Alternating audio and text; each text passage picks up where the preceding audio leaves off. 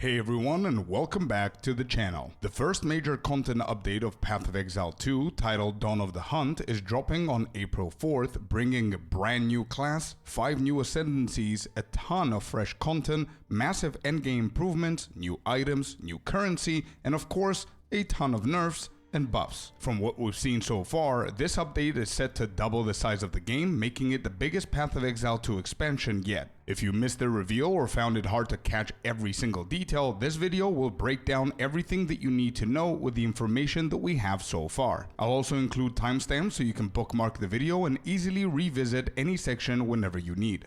Keep in mind that Grinding Gear Games hasn't released the full patch notes yet, so for now we'll go over everything confirmed so far.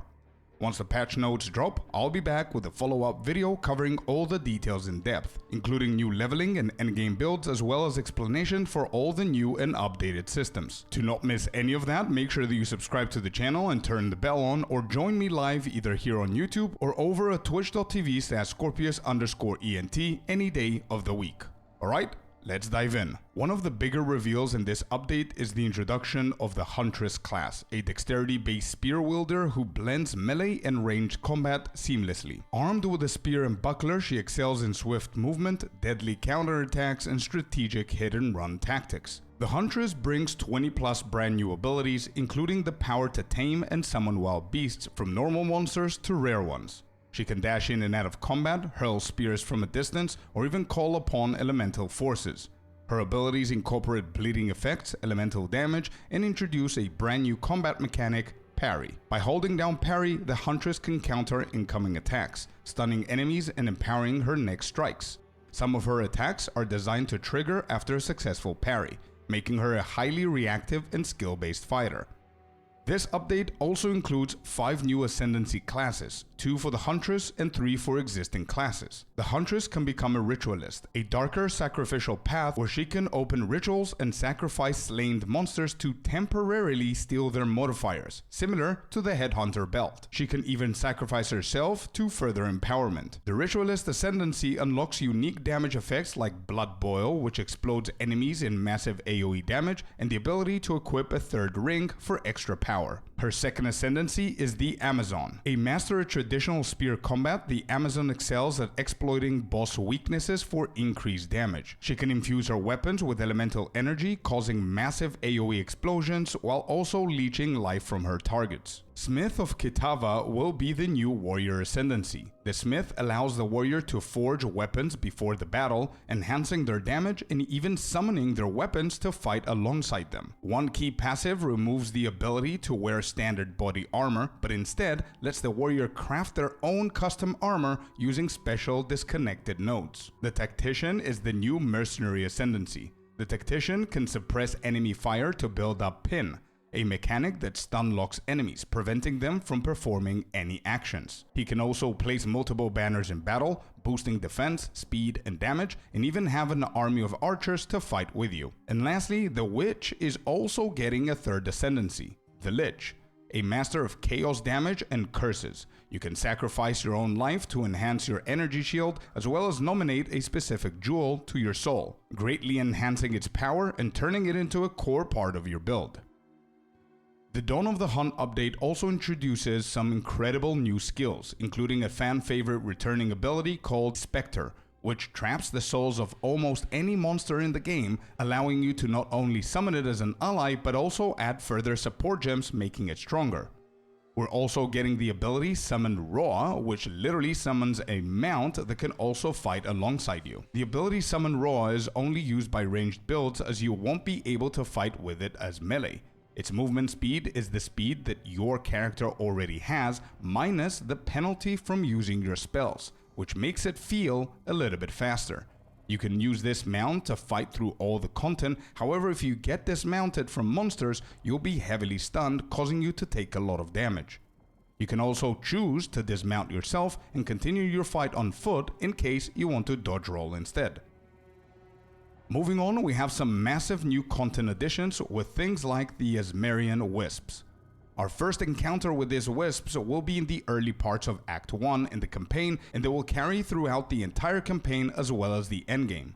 When approaching an Azmerian Wisp, it will flee, leading us through hordes of monsters. Any enemies it touches are infused with its power, making them significantly stronger. It moves faster when you're near, but slows down when you lag behind. However, if you stray too far for too long, the wisp will vanish back into the woods. Each wisp that we find will be linked to a revered animal in Azmeri culture, and its influence reflects that spirit's nature. For example, the wisp of the Great Bear grants extra life and stun resistance to any monster it empowers. If you manage to chase it down, the wisp will eventually possess a rare or unique enemy, granting it a new devastating ability. Defeating this empowered foe will give us valuable rewards. The more monsters we kill along the way, the greater the rewards. Now, the reason we want to focus on doing this Wisp content is because they have a chance to drop a new set of socketable items that allows us to craft our gear further.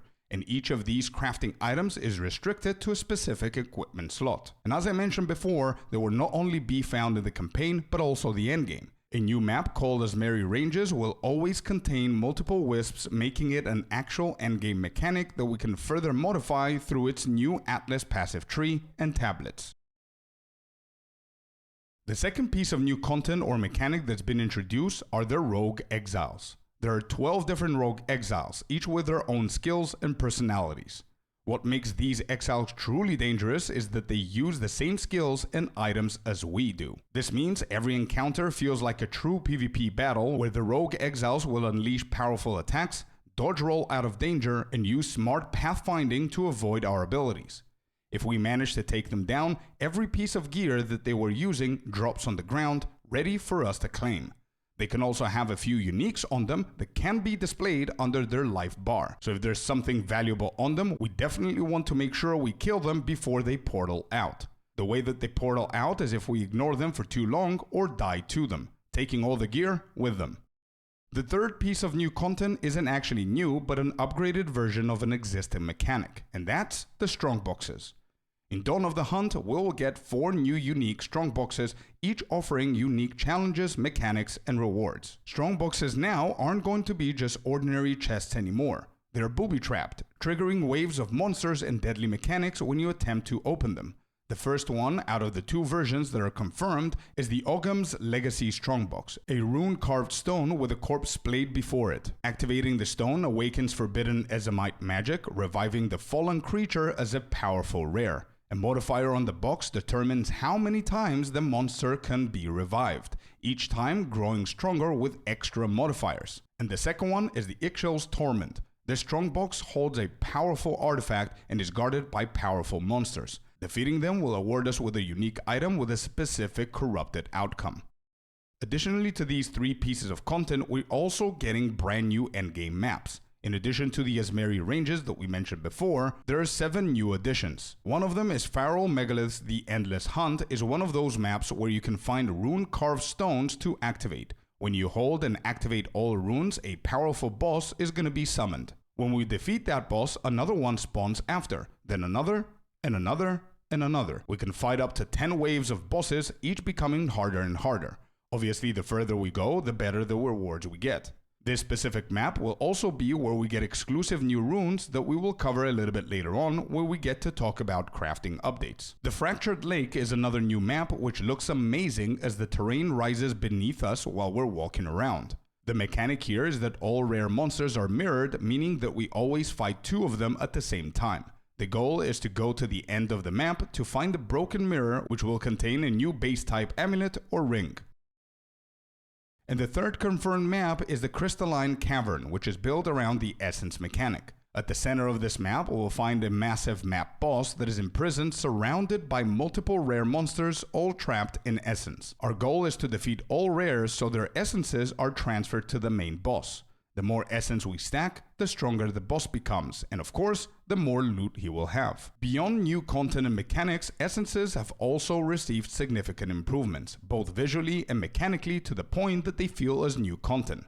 We can now corrupt them using Val Orbs, leading to a variety of unpredictable outcomes. We can increase the number of essences on an item, reroll all essences of the same tier, upgrade regular essences to greater, and even corrupt the greater ones too. There are 4 new additional corrupted essences: the essence of Hysteria, Delirium, Horror, and Insanity. Not only do these new corrupted essences come with different combat mechanics, but they also come with brand new powerful crafting possibilities. We'll cover this in more detail in the crafting section of the video. Now, let's shift our attention a little bit towards the endgame, as there are a lot of updates of existing mechanics and content, as well as brand new content and systems introduced. So firstly, we will no longer need to do 15 or 20 different maps to unlock our Atlas tree, as its progression has been made smoother and easier to accomplish. We will now be able to find the corrupted nexus. Once we reach one of the corrupted nexus, our task is to cleanse the corruption at its core. When we defeat the final rare in each nexus, it will spawn one of 3 bosses. After we defeat that boss, Doriani is going to appear to purify the area, and in doing so, will award us with our Atlas passive points. To get our points, we simply need to find and complete these corrupted nexuses each time at a higher tiered map. But here is the cool part.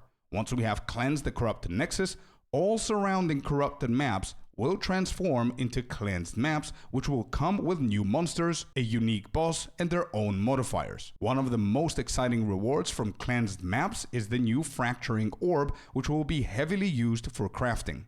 Once again, we're going to cover this in more detail in the crafting section of this video. But going back to the Nexus, we will be able to choose whether we want to fully clear all corrupted maps before going to the Nexus, or whether we want to rush to the Nexus first for a different set of rewards. Endgame towers is another huge topic that was updated and improved. There will now be significantly fewer towers to find, with their numbers reduced to 1/3 of the previous amount, but each one is now significantly more powerful. These towers will now apply twice as many mechanics, and running higher tiered maps in towers will increase these bonuses even further. At tier 15, for example, tablets will apply 4 times as many mechanics as before, which means we will have fewer towers to manage, less clutter from tablets, and a much bigger impact on our maps. The way this is going to work effectively is that each tower can now consume up to 3 tablets at once instead of 1, which also depends on the waystone modifiers applied to it. In addition to all of this, the tower layouts have been expanded and widened, as we will now encounter different mechanics as well as bosses. And to top it all off, we're also getting a bunch of brand new tablets with new modifiers, such as this unique tablet that allows you to do any map that you want without the need to path towards it. And since we're on the topic of endgame mapping and pathing and progression, a huge endgame improvement that Dawn of the Hunt is adding to Path of Exile 2 is the way that you sustain endgame maps. You will no longer be able to find lower tiered maps than the one that you're currently doing, but instead, you will be able to find the same level of maps in the one that you're clearing. Defeating the map's boss will guarantee you a map of a higher tier. That way, you can sustain it better. But the most important information is that we can now respawn and return to a map if we die, continuing where we left off. We will be able to rejoin a map up to 6 times, which is the number of portals that we have. If you play with friends, then it's good to know that each player gets their own set of respawn attempts. So for example, if you're a party of 6 players, you will have a combined number of 36 entrances to the map. However, there's a difficulty twist here. The more modifiers that you add on your waystone, the less number of respawns you will have, making higher tier content more challenging and less forgiving. Speaking of higher tiered content, Pinnacle bosses have a few improvements and adjustments too.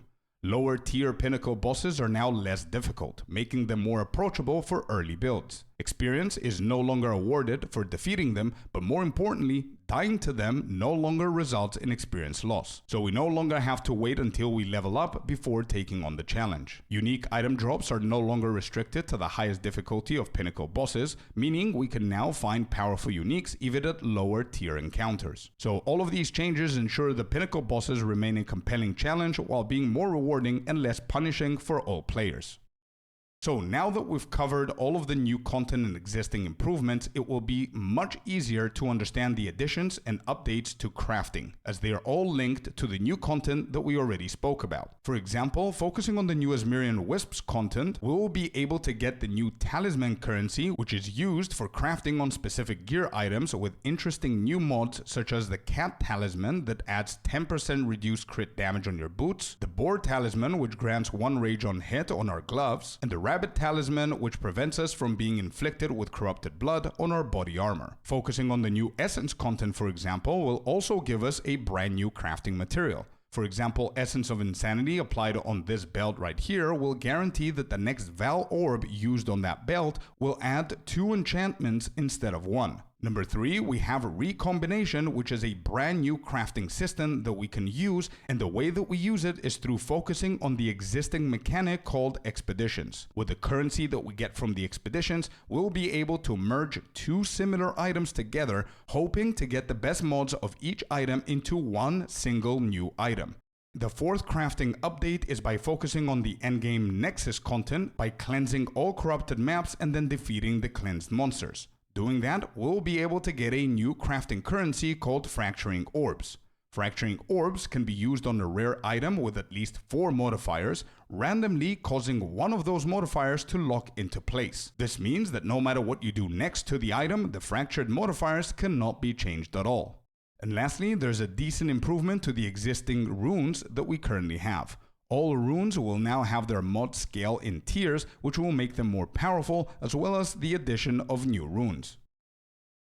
Now, the final topic of this video is regarding some very big and significant changes that couldn't be categorized separately, so we will rapid fire through them. Number 1, they mentioned multiple times that they made changes to all abilities and that we should forget everything we know about the builds that work now. So expect massive changes. The breach mechanic will likely get nerfed. As they called it, it's a bit out of hand. Specific build or class nerfs, as mentioned in the Q&A, our heralds will no longer trigger off of each other. Spark will scale with lower damage per level. Lightning Conduit will indirectly get nerfed, as well as Archmage and mana stacking. The Rhoa unique gloves that made stat stackers unstoppable will also get nerfed. They also mentioned that crossbows will be buffed, the Sorcerer's Chronomancer and the Ranger's Pathfinder will also be buffed, as well as the Warrior. We will know more details about these nerfs and buffs when they release the patch notes. Other important stuff are that we will now have over 100 new support gems, including things like Chemo Crystals, which will inspire a lot of bleed builds that trigger explosions. We're also getting over 100 new uniques with mid and endgame tiers, including some crazy pieces such as the Coming Calamity, which gives you all 3 heralds for no spirit cost and reduces the elemental resistance of enemies. Omens are now going to be 2.5 times more common to find. Endgame map biomes are going to be slightly more important, as we will be able to find special maps with different mechanics or content exclusive to some biomes. Reliquary keys will now be available to drop for extra rewards through the support pack system. New mystery chests and skins will be soon available. And lastly, they also confirmed that only for this update, both the current league and a new league will contain all updates,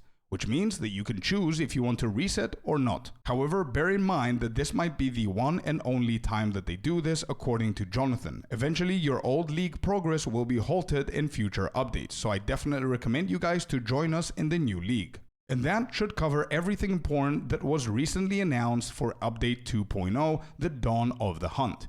I did my best to cover everything as detailed and as simple as I possibly could, but the game literally doubled within a day, so I really hope that this video helped you out. Personally, I believe that GGG is really cooking here with these new updates, and I'm really excited to start fresh on the 4th of April. Let me know what you all think about these updates and what's your favorite one out of all. If you enjoyed this video, make sure that you like and subscribe so you don't miss out on all the future content that's shortly coming. If you want, you can also find me live here on YouTube or over twitch.tv/Scorpius_ENT any day of the week. Thank you all very much for watching, and as always, I'm gonna see you guys on the next one. Peace.